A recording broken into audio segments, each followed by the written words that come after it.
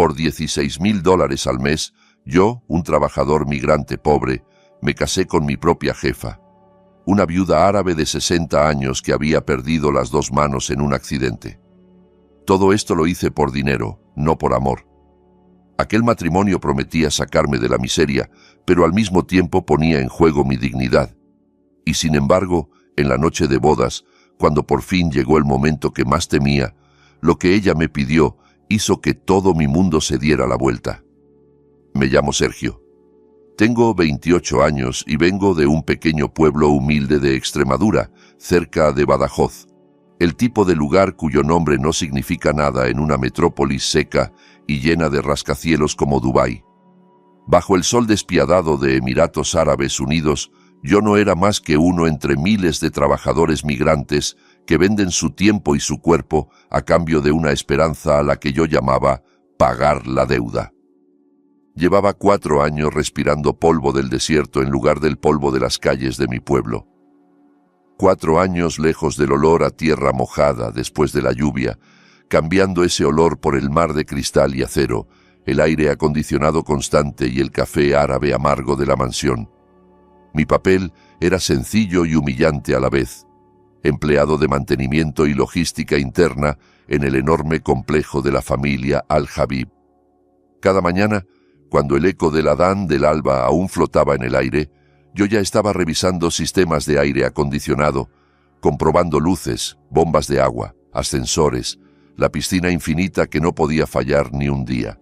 Más tarde me cambiaba de mono de trabajo a uniforme limpio para apoyar en lo que hiciera falta, preparar salones para eventos privados, coordinar servicios, tener siempre todo listo sin que los dueños vieran nunca el esfuerzo que había detrás. Frente a mí siempre tenía la misma escena de lujo brutal, fuentes encendidas a cualquier hora, incluso con 40 grados fuera, césped artificial perfectamente verde aunque estuviéramos en medio del desierto, muros altísimos separando la vida de los señores de la vida de nosotros, los invisibles.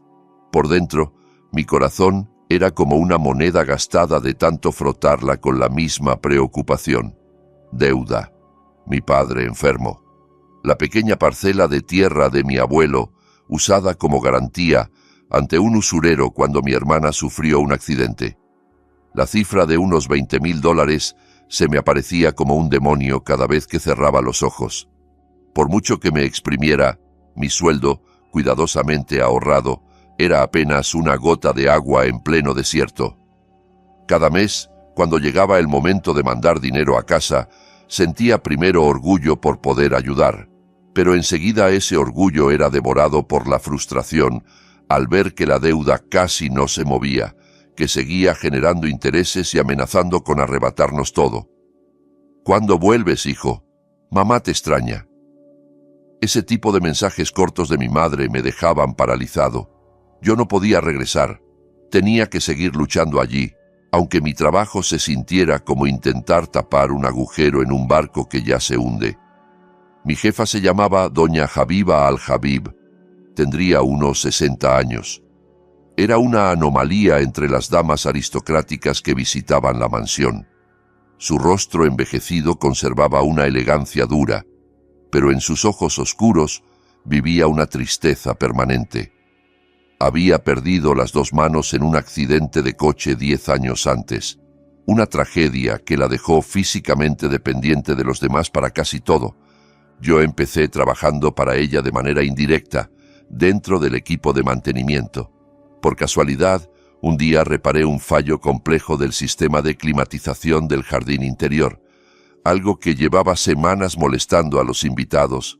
Mientras todos decían que había que llamar a técnicos externos, yo conseguí arreglarlo con paciencia y algo de intuición.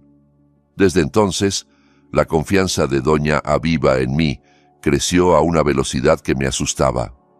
Empezó a pedir que fuera yo quien supervisara ciertos trabajos, quien comprobara que los técnicos externos no la engañaban, quien coordinara pequeños eventos internos. Ella me miraba de una manera diferente a todos los demás patrones que había tenido. No veía solo a un trabajador extranjero de usar y tirar. Veía a Sergio, una persona con nombre y conciencia. «Sergio, ¿eres honesto?», me preguntó una tarde, cuando le devolví el cambio de una compra interna, una cantidad tan pequeña que otros empleados ni la habrían mencionado. Aquí, en Dubái, la honestidad es cara, añadió con seriedad. Yo solo sonreí con rigidez. Para mí, ser honesto no era un lujo, era lo único que me quedaba como orgullo. Era lo único que no había empeñado. Una noche, hace unos 3 meses, doña Aviva me mandó llamar a su despacho. La habitación olía a sándalo, estaba en penumbra y el silencio pesaba, como si ahí dentro el tiempo se moviera más despacio. Sergio, dijo con voz ronca pero firme, sé que tienes problemas muy grandes en tu país, deudas, dinero. Sentí que el corazón se me caía al estómago. ¿Cómo lo sabía? ¿Habría hablado dormido? Ella se inclinó hacia adelante y me clavó la mirada. Te he observado. Trabajas duro. Eres discreto. Necesito a alguien en quien pueda confiar por completo. Alguien 100% honesto. No solo como empleado de mantenimiento, sino como... Se detuvo. El aire se volvió espeso y caliente. Como mi esposo. El mundo se me vino encima. Debí oír mal, pensé. Mi jefa, una viuda aristócrata árabe, me estaba proponiendo un matrimonio religioso, válido ante Dios pero sin registro civil, un matrimonio discreto con un trabajador migrante cualquiera venido de un pueblo de Extremadura. Doña Aviva continuó hablando sin darme tiempo a procesar la sorpresa. Esto es un contrato por 1 año. Durante ese tiempo, actuarás como mi esposo de confianza, me ayudarás con mis asuntos fuera de casa, serás mi representante y mi protector legal. A cambio recibirás unos $16,000 al mes, depositados directamente en tu cuenta de España.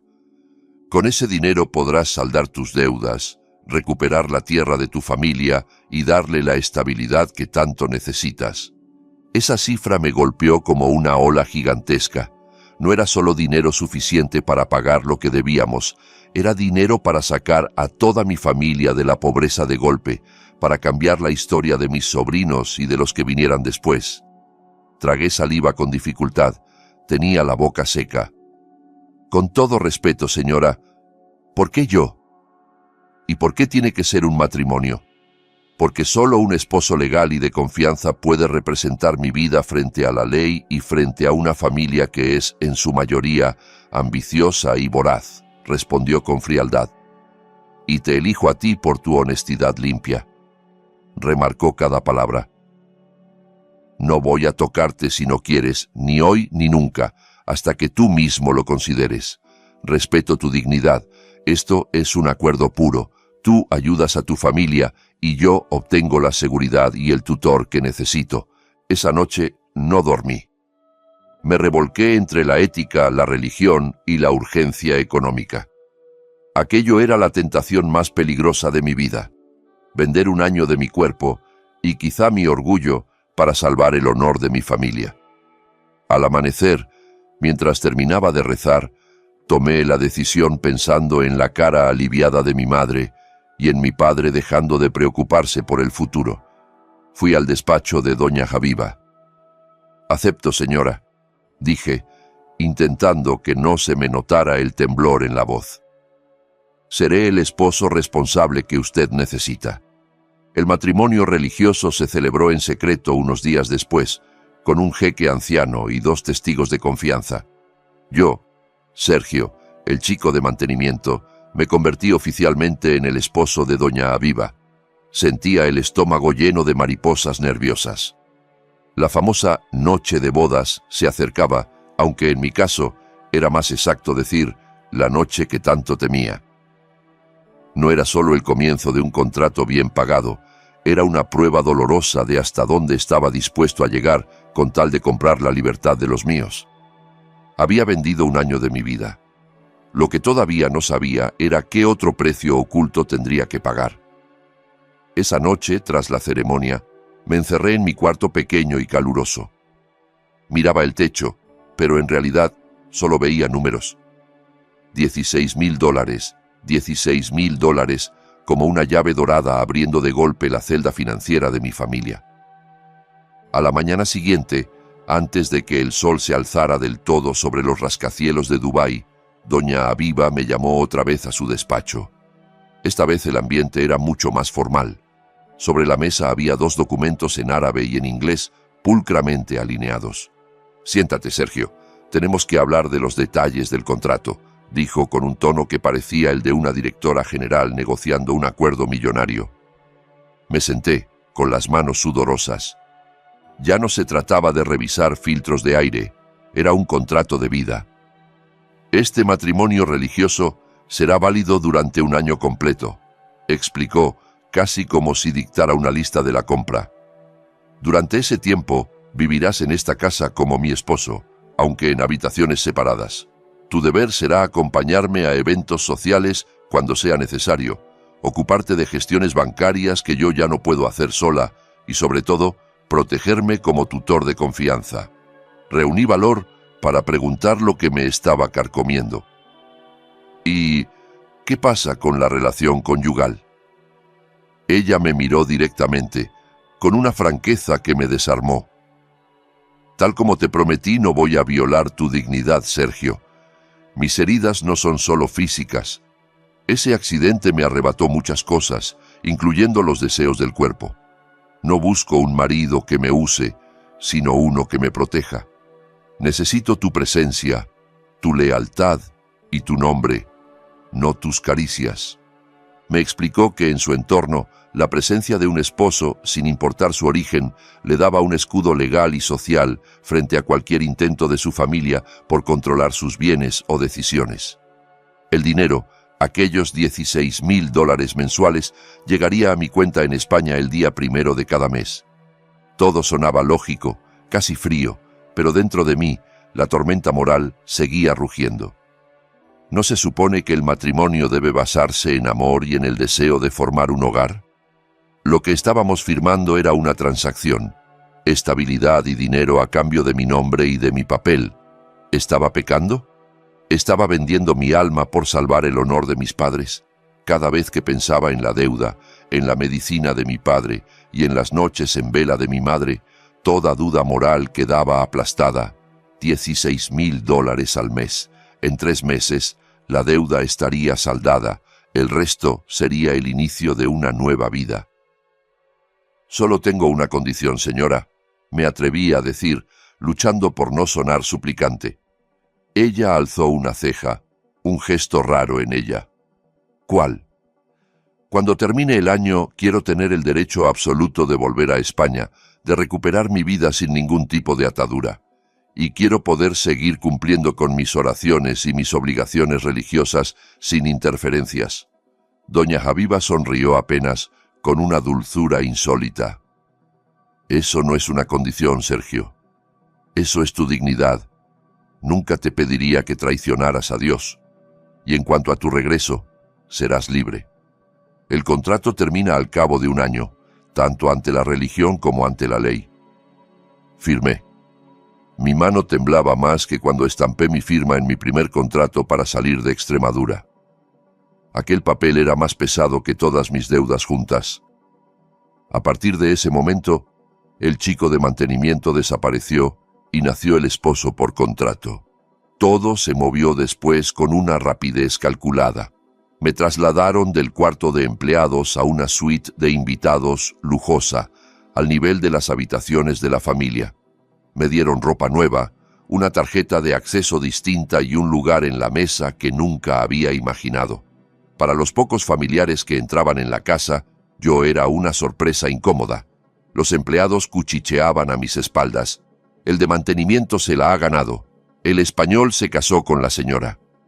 Sentía miradas envenenadas, en especial de los sirvientes más antiguos, pero la presencia que más me inquietaba era la de don Jalid, el sobrino mayor de doña Aviva, un hombre de rostro duro, fama de avaro y obsesionado con los bienes de su tía.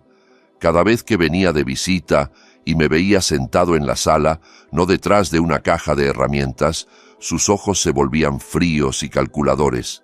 Para él, yo era una amenaza con piel de pobre. Doña Aviva enfrentaba los rumores con una sonrisa helada. «Que hablen, Sergio», me decía. Tu tarea ahora es ser mi escudo y mis oídos. Escucha lo que dicen, solo les interesa mi dinero. La formalización de nuestro matrimonio religioso ante el jeque local cerró ese primer capítulo.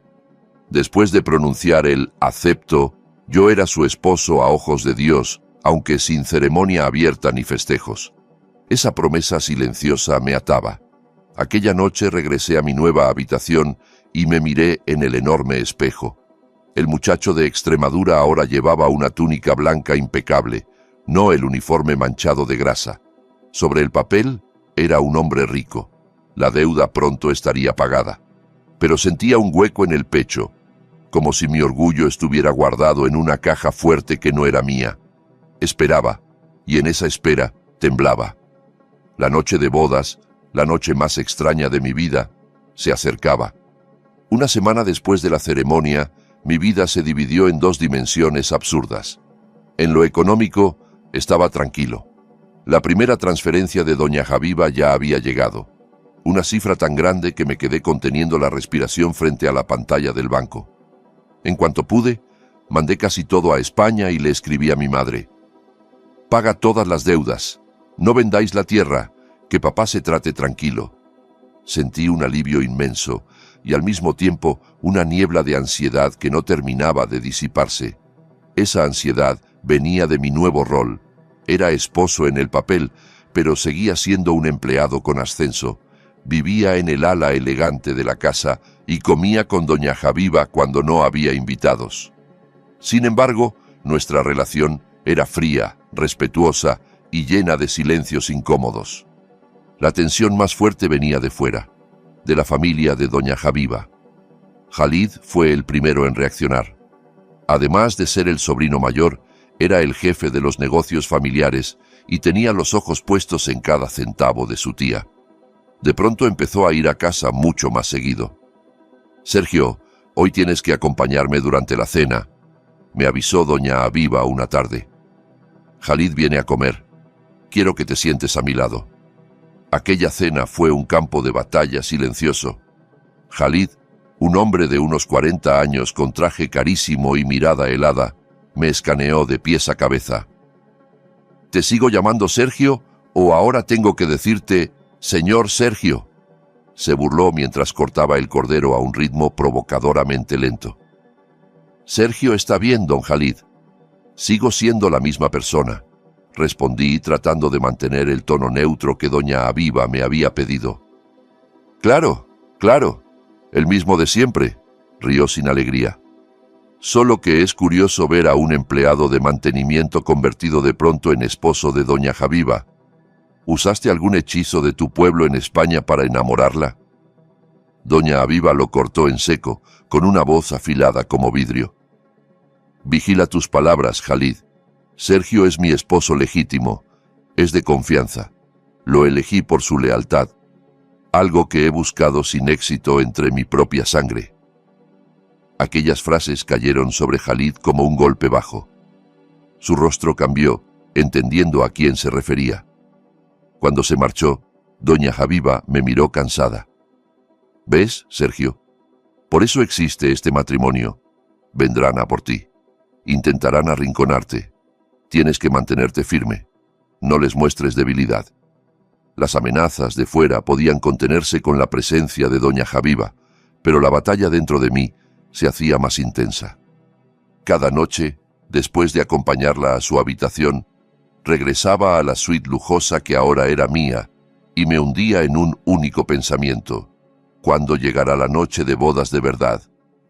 Aunque ella había prometido no obligarme a nada y había dicho que respetaría mi dignidad, yo sabía que, ante la religión y el contrato, era su marido, y el hecho de haber sido un trabajador endeudado toda la vida hacía que mi derecho a decir no se sintiera frágil y culpable. Imaginaba 1000 escenarios. ¿Me llamaría simplemente para dormir a su lado, como símbolo de apoyo? ¿O en algún momento me pediría cumplir el papel completo de esposo, como una cláusula no escrita del contrato? Cada vez que escuchaba pasos en el corredor, el corazón se me disparaba. Empecé a leer el Corán cada noche, buscando un poco de paz espiritual que calmara mi cuerpo nervioso. «Sergio, ¿puedes llevarme al salón de belleza mañana?», me pedía a veces. «Sergio, tenemos que ir al banco a gestionar una transferencia para obras de caridad. Sergio, ordena estos documentos viejos». Me mantenía ocupado con tareas de tutor, de asistente, de representante, pero evitaba cualquier referencia a la vida íntima del matrimonio. Ese silencio me consumía más que un conflicto abierto. Era un esposo con papel y sin manual de instrucciones, atrapado entre el lujo y una dignidad que no sabía cómo sostener. Una noche, tras una semana entera de tensión, terminé de rezar la última oración del día y estaba guardando la alfombra cuando sonó el intercomunicador de mi mesa de noche. Contuve la respiración. Era la voz de doña Aviva. «Sergio, ¿puedes venir a mi habitación ahora? Quiero hablar contigo». El corazón se me subió a la garganta. «Es hoy», pensé. La noche que temía y de algún modo raro también esperaba. Respiré hondo, arreglé mi ropa y caminé por el pasillo de mármol que jamás se me había hecho tan largo. Iba repitiéndome una sola palabra: lealtad. Había prometido ser un esposo de confianza. Lo que ella pidiera, yo tendría que afrontarlo. Llamé a la puerta tallada, llena de arabescos. «Adelante, Sergio», respondió desde dentro. Giré el pomo y entré en la habitación principal, grande, perfumada y calurosa. Olía a una mezcla de perfume dulce y hierbas medicinales. La cama, con dosel y 4 columnas, parecía un trono. Pero doña Aviva no estaba allí, sino sentada en un sillón de terciopelo junto a la ventana, vestida con una túnica sencilla y el cabello cubierto por un pañuelo. Delante de ella, en una mesa baja, había un Corán de tapa de cuero gastado. Me detuve a unos pasos de ella, con las manos cerradas a los lados del cuerpo. Intenté leer su expresión, pero el rostro se le veía sereno, casi inexpresivo. «Has venido», dijo despacio. Su voz no tenía tono de orden, pero sí un peso serio. «Siéntate frente a mí, por favor». Me senté donde me indicó, sintiéndome como un acusado frente a un juez. El silencio se alargó tanto que pude escuchar mi propio corazón. Este era el clímax de toda mi angustia. Entonces habló, con un leve temblor en la voz, aunque sus ojos seguían fijos en los míos. ¿Sabes por qué elegí un matrimonio religioso y no solo un contrato de trabajo? Porque necesitaba un esposo, sí, pero no el tipo de esposo que tú estás imaginando. Me tragué las palabras que tenía en la punta de la lengua. He perdido 2 cosas muy valiosas, Sergio, mis manos y la paz, continuó. Después del accidente mi familia solo vio mis bienes. Solo vieron dinero. Me trataron como un objeto defectuoso al que había que cuidar físicamente, no espiritualmente. Suspiró largo, y por primera vez vi en sus ojos un dolor que no tenía nada de orgullo aristocrático. Esta tarde, siguió, Khalid vino de nuevo. Amenazó con llevar nuestro matrimonio ante el tribunal religioso. Dijo que duda de mis intenciones, duda de tu integridad, que he perdido la razón por casarme con un extranjero como tú. Dijo que tú solo me utilizas. Estoy listo para enfrentarlos, me apresuré a decir, sintiendo una oleada de protección inesperada. Soy tu tutor. Juntos podremos... Lo sé, Sergio, me interrumpió con suavidad. Y por eso te llamé. Quiero poner a prueba tu lealtad, pero no hacia el dinero que recibes, sino hacia la dignidad que te prometí. El corazón me latía con fuerza. Imaginé que venía una petición que me haría sudar de vergüenza. En lugar de eso, empujó con el brazo el Corán viejo hacia mí. «Este será mi regalo de noche de bodas», susurró. «No quiero tu cuerpo, quiero oír tu voz». La frase me descolocó. «¿Mi voz?» «Quiero que me leas», pidió. «Léeme la Sura Ar-Rum. Solo quiero escuchar a mi esposo, a quien considero honesto y piadoso, recitar la palabra de Dios. Solo busco paz espiritual, Sergio. Necesito comprobar que mi elección fue correcta. que para ti la fe está por encima de todo. Me quedé de piedra. Todos los escenarios que había imaginado, la incomodidad, el miedo, un intercambio físico, se hicieron añicos. La noche de bodas de este matrimonio por contrato no iba de satisfacer deseos del cuerpo, sino de medir la calidad del alma. Sentí cómo se me humedecían los ojos. Aquello era el mayor respeto que alguien así podía mostrarle a un trabajador migrante. No estaba comprando mi cuerpo, estaba honrando mi espíritu. Abrí el Corán con manos temblorosas, busqué la Sura Ar-Rum y empecé a recitar. Al principio la voz me salía rota por la emoción, pero poco a poco fue encontrando un ritmo tranquilo. Leí los versículos sobre el poder de Dios, la creación de las parejas y los signos de su grandeza, incluyendo aquel que habla de cómo Él crea para nosotros parejas de nuestra misma especie, para que encontremos tranquilidad a su lado y pone entre ambos amor y misericordia. Mientras recitaba, doña Habiba cerró los ojos. Vi cómo la tensión de su rostro empezaba a aflojarse, cómo una calma extraña se apoderaba de sus facciones. Al terminar, la habitación volvió a quedar en silencio. Entonces abrió los ojos y sonrió. Fue la primera sonrisa plenamente sincera que le vi. «Gracias, Sergio», dijo con un hilo de voz lleno de gratitud. «Sabía que no me equivocaba contigo. Tu dignidad es tu mayor riqueza. Aquella noche no solo gané un salario descomunal, recuperé algo de mi propio respeto. Dormimos en habitaciones separadas, pero mi corazón estaba más ligero, y de repente entendí que había algo mucho más grande que las deudas detrás de ese matrimonio extraño. Al día siguiente, me levanté distinto. El miedo al contacto físico había desaparecido, reemplazado por una profunda curiosidad y admiración. Doña Habiba no era solo una mujer rica y sola, era una luchadora buscando paz espiritual y enfrentándose a la codicia de su propia sangre. Después de un desayuno silencioso, ya siempre desayunábamos solos, me llamó de nuevo al despacho. Esta vez volvía a tener la mirada estratégica de siempre, como un general preparando un mapa de guerra. «Siéntate, Sergio», dijo. «Anoche me demostraste que mereces toda mi confianza. Ahora te voy a contar por qué necesito darte $16,000 al mes y por qué este matrimonio es la única manera de hacerlo». Movió con el joystick de su silla un proyector que mostró en la pared unas fotos de un edificio modesto en las afueras de Dubái, casi escondido entre construcciones anónimas. «Esta es la Fundación Al-Aman», explicó. Su voz sonaba orgullosa. «Es un refugio secreto para trabajadores migrantes, sobre todo hombres con problemas legales, con sueldos retenidos o víctimas de maltrato por parte de sus patrones». Miré las imágenes con incredulidad. Un refugio clandestino para gente como yo. «Sé muy bien lo que es sentirse extranjero y humillado», continuó. «Aunque nací aquí, mi madre era una forastera que fue tratada con desprecio por la familia de mi padre. Murió llena de amargura. Esta fundación es mi forma de redención, Sergio.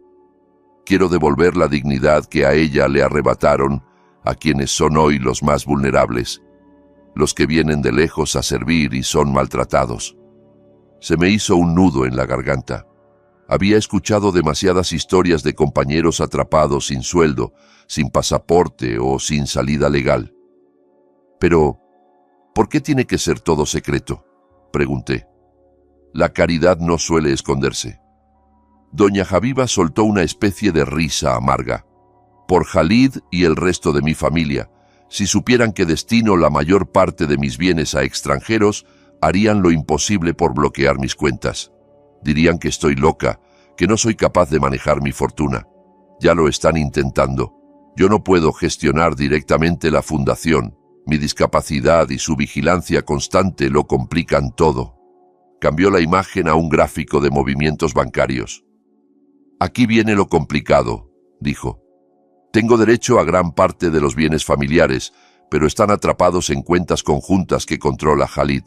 Sin embargo, la asignación conyugal que te pago a ti es completamente legal. Yo decido cuánto vale mantener a mi esposo. Ese monto tan alto es justamente la clave. Esa generosidad exagerada me permite sacar dinero de mis cuentas de forma regular sin levantar sospechas, porque todos creerán que solo estoy mimando a mi marido extranjero. Empecé a entender. Aquel salario no era solo mi recompensa, era la arteria principal que alimentaba a la Fundación Al-Aman. En cuanto ese dinero entra a tu cuenta, pasa a ser tuyo por completo y legalmente, continuó. Después tú destinas la mayor parte a la fundación, pagas el alquiler, los gastos legales, la comida, todo. En resumen, tú serás el administrador financiero. ¿Administrador? Sí, y más que eso. Sus ojos brillaron con una confianza que me asustó. Te he nombrado tutor de confianza. No eres solo mi esposo por contrato. Eres el custodio de esta misión. Serás quien trate directamente con esos trabajadores migrantes, porque tú conoces su dolor desde dentro. Este encargo es mucho más grande, más noble y más peligroso que pagar una deuda.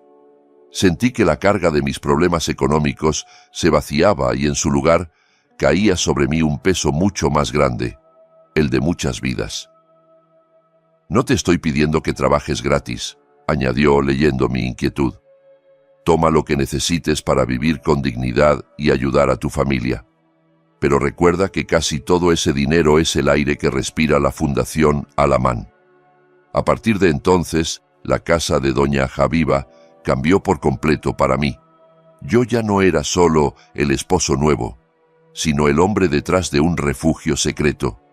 Me dio contactos de abogados de confianza y los libros de cuentas de la fundación. Había que ser discretos y astutos. No podemos actuar a plena luz, Sergio, repetía.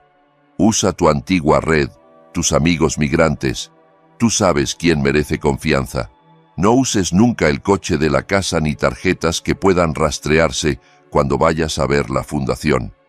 Volví a ser el Sergio de siempre, prudente, callado y pegado al suelo. Empecé a moverme por la ciudad en un coche viejo que había comprado con mis ahorros y, muchas veces, en metro o autobús, con ropa normal, como si siguiera siendo uno más. La primera vez que entré en la Fundación Al-Aman, se me encogió el corazón. Era un conjunto sencillo pero limpio, cálido. Había cuartos pequeños, una cocina común y una sala para asesoría. Conocí a un trabajador al que le debían 1 año de sueldo, a otro que había sido golpeado por su patrón y a varios a quienes les habían confiscado el pasaporte. Sus rostros eran espejos del mío. «Asalamu alaikum, Ustad», me saludó uno, un hombre de mediana edad, con los ojos llenos de lágrimas. «No me llames Ustad», le respondí. «Llámame Sergio, soy igual que ustedes, un migrante más. Solo estoy aquí para ayudar en nombre de una mujer muy buena». Empecé a cubrir gastos, a contratar abogados, a organizar documentos para quienes necesitaban volver a su país. Aquellos $16,000 mensuales que al principio me pesaban en la conciencia, se transformaron en una herramienta bendita. Cada billete que salía de mis manos significaba una oportunidad para alguien. Mi relación con doña Habiba también cambió. Ya no hablábamos de sistemas de aire ni de incidencias del edificio. Hablábamos de cómo esquivar la vigilancia de Khalid, de la forma más segura de devolver a un migrante a su hogar sin suscitar sospechas y de cómo blindar legalmente la fundación. Muchas noches ella me contaba anécdotas de su madre extranjera, humillada por la familia de su padre. «Veo algo de mi madre en ti, Sergio», me confió una vez mirando por la ventana. Ella era honesta y bondadosa, pero la trataron como si no valiera nada. Le robaron la alegría. Por eso te elegí a ti, un extranjero honesto, para este papel. No es solo redimir mi pasado, es demostrar que la honestidad y la dignidad valen más que la sangre y el dinero. Sus palabras se quedaron grabadas en mi cabeza. No estaba manejando solo dinero, estaba cuidando de un legado moral. Pero aquel doble rol era agotador. De día debía aparentar ser el esposo mimado, un poco ingenuo, para engañar a Khalid cuando aparecía. De noche me convertía en el gerente preciso de la fundación. Khalid no dejó nunca de sospechar. Empezó a difundir rumores entre la élite de Dubái, que yo era un estafador español que fingía ser piadoso para exprimir a su tía. «Ten cuidado, Sergio», me advirtió doña Aviva. «Khalid no me atacará de frente, irá a por ti, intentará demostrar que eres un impostor, que no mereces ese sueldo». Asentí. Sabía que el examen duro aún estaba por venir. Hasta ese momento, yo solo había manejado su dinero. La verdadera prueba sería cuando tuviera que demostrar mi lealtad, incluso si ese dinero desaparecía. Ya había pagado las deudas de mi familia, había cumplido el motivo con el que llegué a Dubái. Ahora estaba atado a una promesa más grande, proteger una misión humanitaria, aunque eso implicara sacrificarme. Pasaron 6 meses desde nuestro matrimonio religioso. La Fundación Al-Aman crecía. Yo había aprendido a mover fondos con eficiencia, a gestionar casos legales y a ver con mis propios ojos el impacto de la confianza de doña Aviva. Ya no me sentía un esposo contratado y torpe, sino una parte irreemplazable de esa misión. Pero cuanto más avanzábamos, más se estrechaba la soga externa. Khalid era como un zorro viejo, paciente. Utilizaba abogados y banqueros igual de codiciosos para revisar cada movimiento de las cuentas de su tía. Un día frío por la mañana, mientras intentaba pagar el alquiler de la fundación desde el banco, recibí un mensaje del encargado. «Sergio, el depósito no entra. La cuenta de la fundación está vacía». El corazón se me hundió. Esa cuenta siempre tenía reservas que yo había ido alimentando. Llamé de inmediato a doña Aviva. «Señora, tenemos un problema grave», dije. «No hay fondos. La transferencia fue rechazada». Su rostro, al otro lado de la línea, se endureció. No hizo falta que le diera detalles. «Khalid», murmuró con una rabia contenida. «Al fin ha movido ficha». Corrí de regreso a la casa. Doña Aviva me esperaba en el despacho, rodeada de documentos bancarios. «Ha atacado desde la raíz», explicó señalando una carta de un banco importante. Presentó ante el consejo del banco pruebas de que, por mi edad y mi discapacidad, no soy plenamente capaz de manejar mis activos. Argumentó que la asignación que te doy es un despilfarro que perjudica la herencia familiar. Un tribunal de familia ordenó congelar todas mis cuentas conjuntas y personales, incluyendo la que utilizaba para tu asignación mensual. Fue un golpe directo al corazón de nuestra estrategia. El flujo de dinero que mantenía viva la Fundación Al-Aman se había cortado. Cree que si corta tu asignación, te aislará, te obligará a dejarme y a renunciar a este matrimonio, continuó doña Aviva con la mandíbula tensa. Quiere que vuelva a su control, sin un tutor honesto a mi lado. La alarma que sentí no era por mí. Mis deudas ya estaban pagadas. Me preocupaban los hombres alojados en la fundación, sus casos abiertos, sus juicios en marcha. Sin dinero, la Fundación Al-Aman se vendría abajo en cuestión de semanas y ellos volverían a estar indefensos. Khalid no solo había congelado dinero, había lanzado una campaña de desprestigio abierta. Empezó a decir que yo era un estafador que manipulaba a una anciana frágil. «Todos te observan ahora, Sergio», dijo doña Aviva. «Si decides irte, si tomas el dinero que tienes ahorrado y vuelves a España, nadie podrá reprocharte nada. Nuestro contrato era por 1 año. Has cumplido, tu deuda está saldada. Esta es la prueba de lealtad. Yo era libre. Podía volver a Extremadura como un hombre acomodado y empezar una nueva vida. Nadie sabría nunca de la Fundación Al-Aman». Miré a doña Aviva. En sus ojos se mezclaban agotamiento y una esperanza diminuta dirigida hacia mí. «Señora», dije tratando de controlar la emoción, «cuando acepté este matrimonio, prometí ser un esposo de confianza y un tutor. Esa promesa no era solo para los días de abundancia. Mi lealtad no la compraron los $16,000. Me ganaste cuando me pediste que recitara la sura Ar-Rum y me trataste como un alma, no como un sirviente». Respiré hondo. La Fundación Alamán es como una segunda madre para mí, añadí. Yo también soy un migrante. Sé lo que significa ese lugar. No voy a abandonarlo. Doña Aviva bajó la mirada como si quisiera ocultar su emoción. ¿Y cómo vamos a pagar, Sergio?, susurró. No nos queda efectivo. Me puse de pie. Por primera vez en mucho tiempo, sentí mi dignidad más alta que mi miedo. Tengo ahorrados los sueldos de los últimos 6 meses, le dije. Es suficiente para mantener la fundación 3 o 4 meses, quizá más si recortamos gastos. Voy a usarlo todo. No permitiremos que Alamán cierre. Sus ojos se llenaron de lágrimas. En un mundo regido por el dinero, renunciar a todo lo que había guardado era la ofrenda más grande que podía hacer. Eres un verdadero tutor de confianza, Sergio, dijo en voz baja, más de lo que jamás soñé encontrar. Sabíamos que la batalla apenas empezaba. Tendríamos que enfrentarnos a Khalid con poca o ninguna fuerza económica, solo con integridad y voluntad. Mientras tanto, yo sacrificaría todo lo ganado en ese medio año para mantener con vida la misión. Khalid, tarde o temprano, descubriría el movimiento del dinero desde mi cuenta personal. Pero yo ya había elegido de qué lado estar. Hice las transferencias necesarias desde mi cuenta en España a la de la Fundación.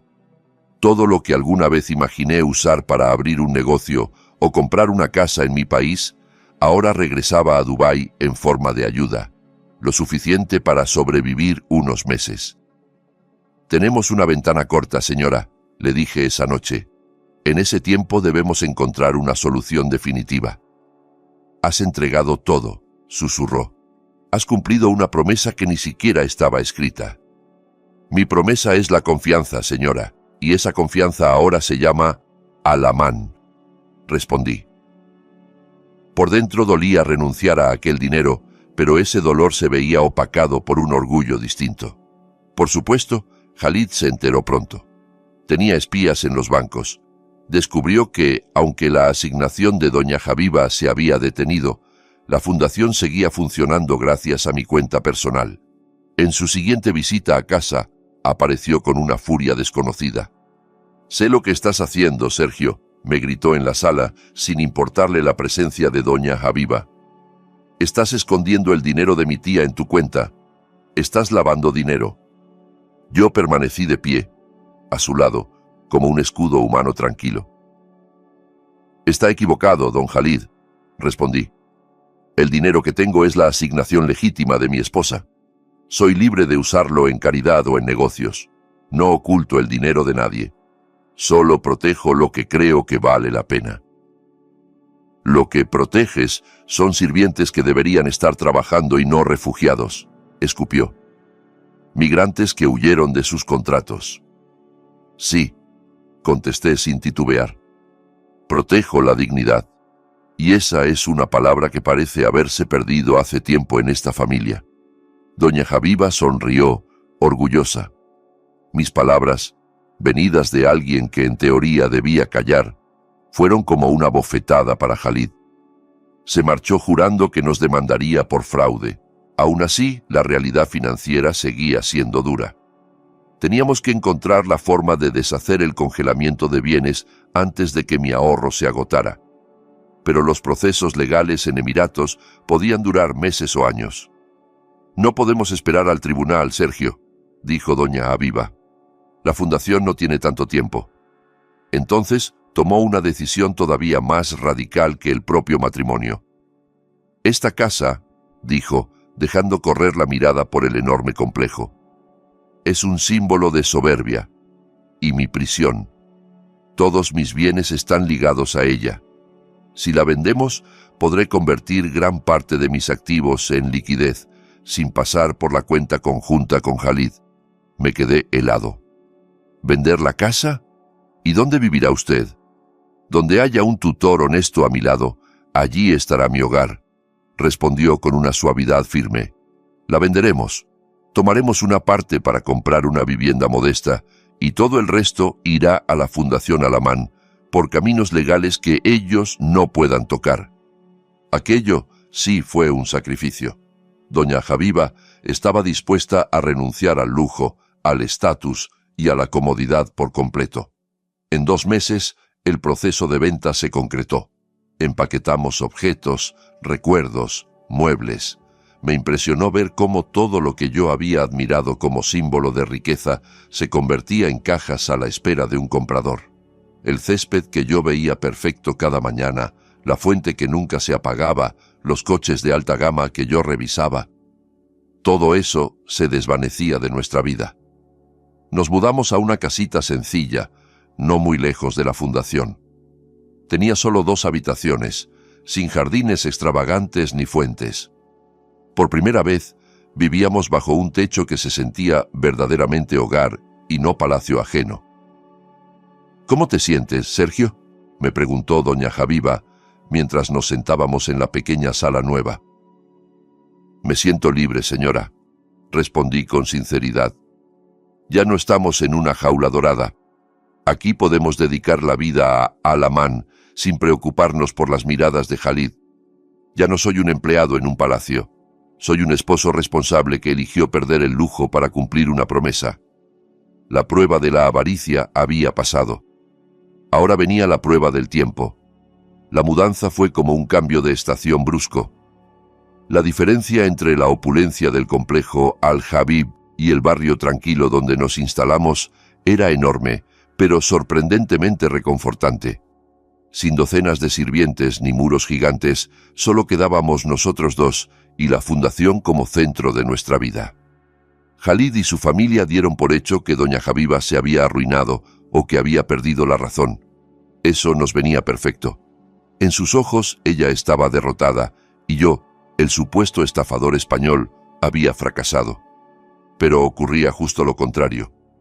Detrás de la puerta de aquella casita estábamos construyendo algo más sólido que cualquier mansión. Nuestro día a día se volvió minimalista y disciplinado. Yo llevaba la casa y, al mismo tiempo, era el motor de la Fundación Al-Aman. Doña Aviva, libre de la presión social, se volvió más serena, concentrada en lo espiritual. Cada mañana, después de la oración del alba, ya no teníamos prisa. Yo le leía el Corán mientras ella escuchaba en su sillón preferido. Muchas veces me pedía la sura Ar-Rum, como si fuera un remedio para el alma. «¿Sabes, Sergio?», me dijo una de esas mañanas. «En aquel palacio jamás vi la verdadera belleza de Dubái. Solo veía lujo vacío. Aquí, en cambio, veo el amanecer, oigo reír a los vecinos. Me siento más cerca de Dios. Nuestro lazo se fue transformando. Más que una relación de esposos formales, lo nuestro empezó a parecerse a un vínculo entre un hijo devoto y una madre espiritual, o entre un discípulo y su maestra. Ella no era solo mi esposa por contrato, era la mujer que había comprado la libertad de mi familia y me había regalado un propósito. Mientras tanto, la Fundación Al-Aman florecía con los fondos provenientes de la venta de la casa, invertidos legalmente para evitar las garras de Khalid. Trabajé con los abogados de confianza de doña Javiva para diseñar una estructura jurídica casi imposible de derribar. Como tutor, pasaba la mayor parte del tiempo en la fundación, tratando con migrantes desesperados, gestionando ayudas, tramitando documentos. Allí nadie me llamaba esposo de doña Aviva. Todos me decían Ustad Sergio. Nunca pedí ese título. Me lo dieron porque no solo les ofrecía dinero o papeles, sino también escucha y guía espiritual. Ustad no mezcla su bolsillo con la religión, oí decir a uno de ellos. Ayuda porque quiere ayudar. Aquellas palabras me conmovían más que cualquier elogio. Había encontrado el verdadero sentido de mi vida, muy lejos de la fantasía de volver rico a mi pueblo. Sin embargo, el contrato original seguía corriendo. El año se acercaba a su fin y solo quedaban 2 meses. «¿Qué harás cuando termine el contrato, Sergio?», preguntó una noche doña Aviva, rompiendo un silencio incómodo que ambos manteníamos. Me quedé mudo. Antes mi respuesta habría sido obvia. Regresar a España con la deuda pagada y algo de ahorro. Pero ahora la situación era otra. Mi familia estaba a salvo. Y la fundación ¿Y ella?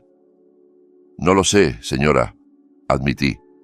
Tengo que volver a mi país, pero también siento que pertenezco a Alamán. No quiero dejar la fundación ni quiero dejarla a usted. Un contrato es un contrato, Sergio, dijo. Eres libre. Sus ojos, sin embargo, mostraban una tristeza profunda. Sabíamos que la separación nos iba a doler, pero también sabíamos que ella no usaría el contrato para retenerme. En medio de esa incertidumbre, la salud de doña Aviva empezó a deteriorarse. Cansancio extremo, tos persistente, pérdida de apetito. Intentaba ocultarlo, pero yo la cuidaba cada día y no podía engañarme.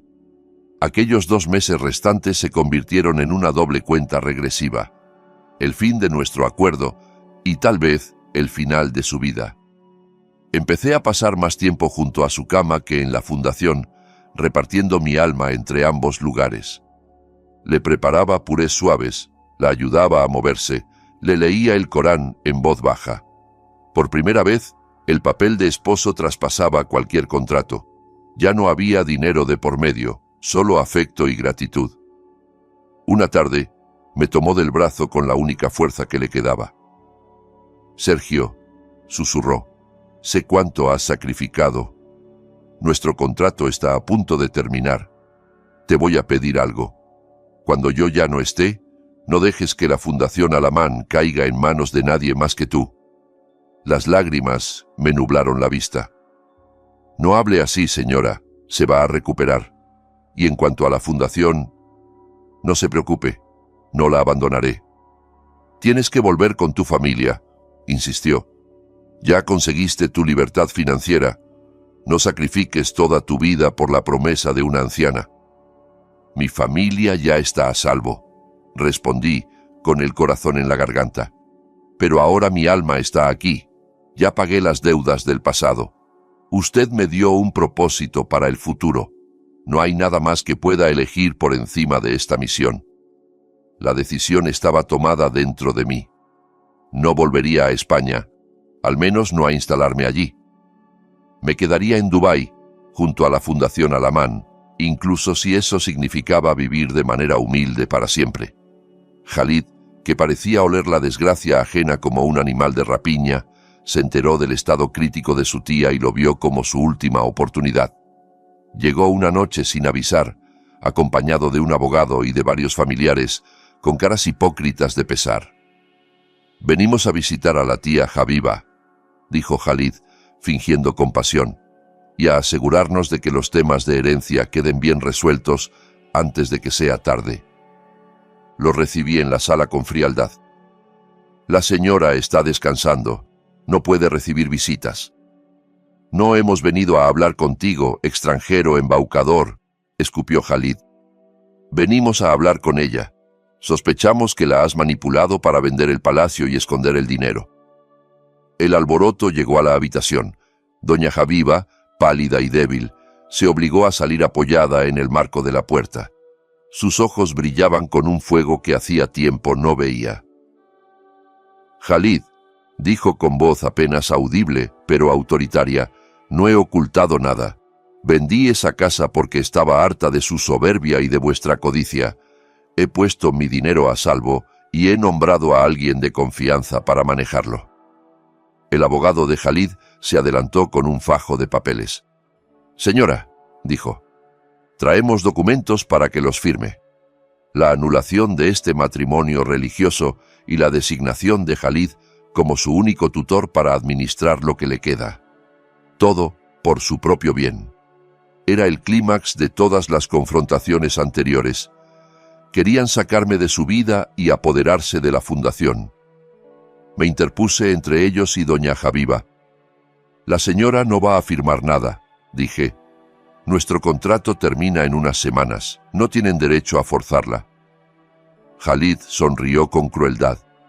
«Perfecto, Sergio. Cuando el contrato acabe, saldrás de esa casa», escupió. «Volverás a ser un trabajador cualquiera, sin derecho a ni un centavo. Y ya veremos qué haces cuando se te acabe el dinero que escondiste en tu jueguito de la fundación».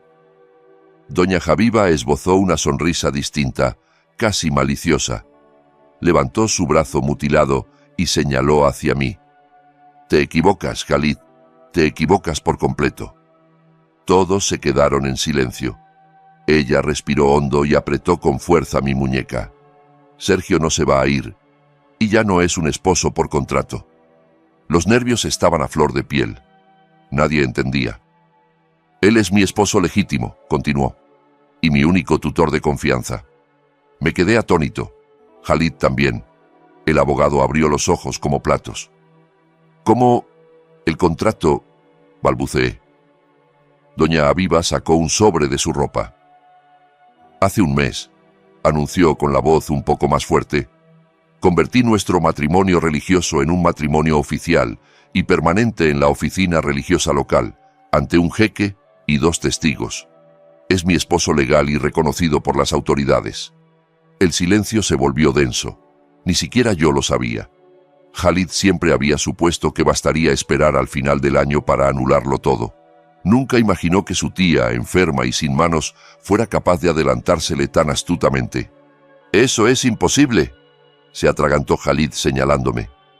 «Es un trabajador extranjero, un impostor. Te ha obligado, tía». «Nadie me ha obligado», replicó ella con una serenidad cruel. «Fue mi decisión.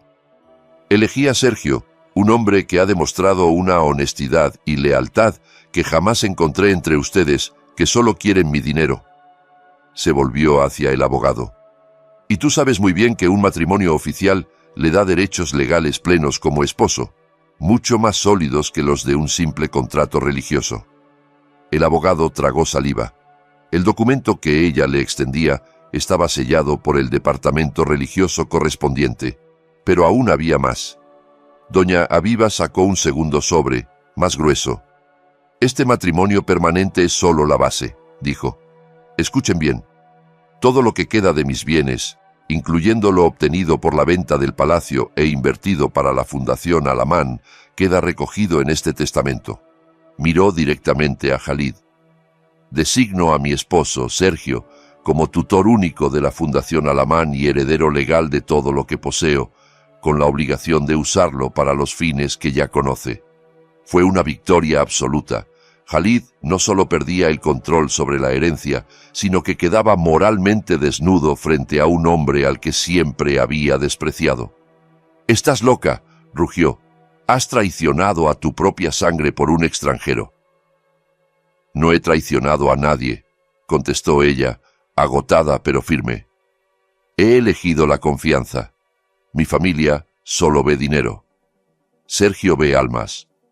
Khalid y los otros se marcharon prometiendo juicios y apelaciones, pero sabían que ya no podían apoyarse en el matrimonio religioso precario ni en el congelamiento de cuentas. Tenían por delante un proceso largo y costoso que solo dañaría su imagen.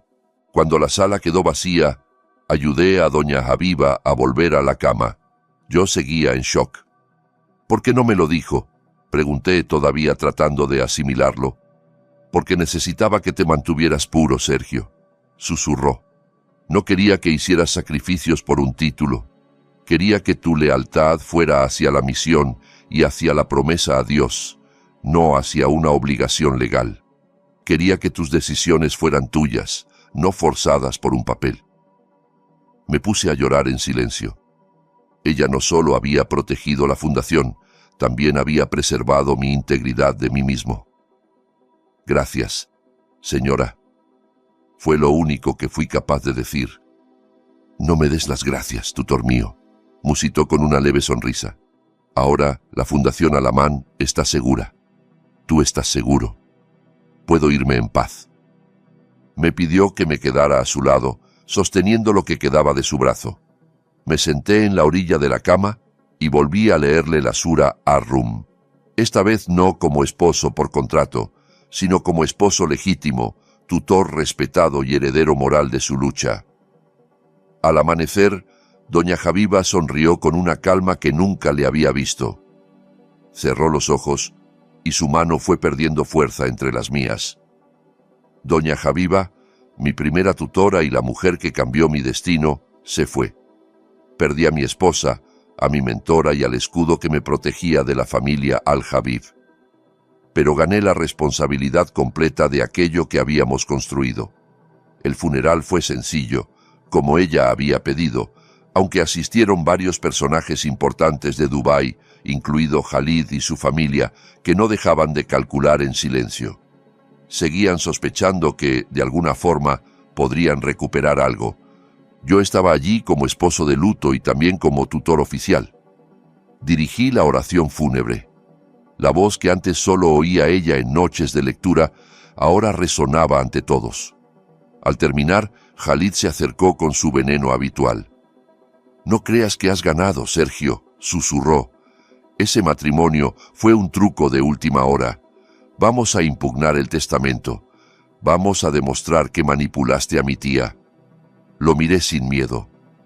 «Don Khalid», dije, «ya pagué las deudas de mi familia. Podría irme hoy mismo a España y vivir tranquilo. Pero me quedo aquí por una promesa que no tiene precio. El dinero de doña Habiba ya está ligado legalmente a la Fundación Al-Aman y solo se puede utilizar para ayudar a quienes ella quería ayudar». Saqué la copia del testamento legalizado. «Puede pelear contra la última voluntad de su tía en los tribunales si quiere», añadí. «Pero tendrá que hacerlo delante de Dios y de la opinión pública». Él me miró con odio. «Te veré vivir pobre en esa casucha, Sergio», escupió. «Te veré rendirte y volver derrotado a tu tierra». «No voy a volver al lujo, don Khalid», respondí. «Ya tengo todo lo que necesito aquí. Lo dejé allí, rodeado de su propio rencor. Yo, en cambio, regresé a nuestro pequeño hogar, ya sin su dueña, y después a la Fundación Al-Aman. Los años pasaron. No regresé a España como un rico presumido. Me quedé en aquel barrio discreto, viviendo del sueldo justo que yo mismo me asignaba como director de la fundación. Nunca toqué un solo dólar del capital principal de la herencia de doña Habiba, más allá de lo necesario para mantener la estructura. Todo estaba destinado a ampliar y sostener Al-Aman, tal como ella había querido. La fundación creció hasta convertirse en un centro de referencia en Dubái para trabajadores migrantes maltratados. Dábamos refugio, asesoría legal y capacitación para que muchos pudieran volver a empezar. La misión de redención de doña Habiba se convirtió en mi herencia más valiosa. A veces me siento a pensar en todo lo vivido. Llegué a Dubái como un trabajador endeudado, dispuesto a hacer cualquier cosa por dinero. Acepté casarme con mi jefa por $16,000 al mes, creyendo que estaba vendiendo un año de mi dignidad para liberar a mi familia. Y sin embargo, lo que recibí no fue solo riqueza, sino un espejo. Ese espejo me mostró que la verdadera prueba no era ganar dinero, sino conservar la honestidad cuando el dinero llegaba y seguir siéndolo cuando el dinero desaparecía. Doña Habiba no me dejó oro ni palacios. Me dejó algo que nadie puede congelar ni robar, el peso de una palabra dada ante Dios y ante los que sufren. Sigo con mi rutina, la oración del alba, el cuidado de la casa sencilla, la gestión diaria de la Fundación Al-Aman.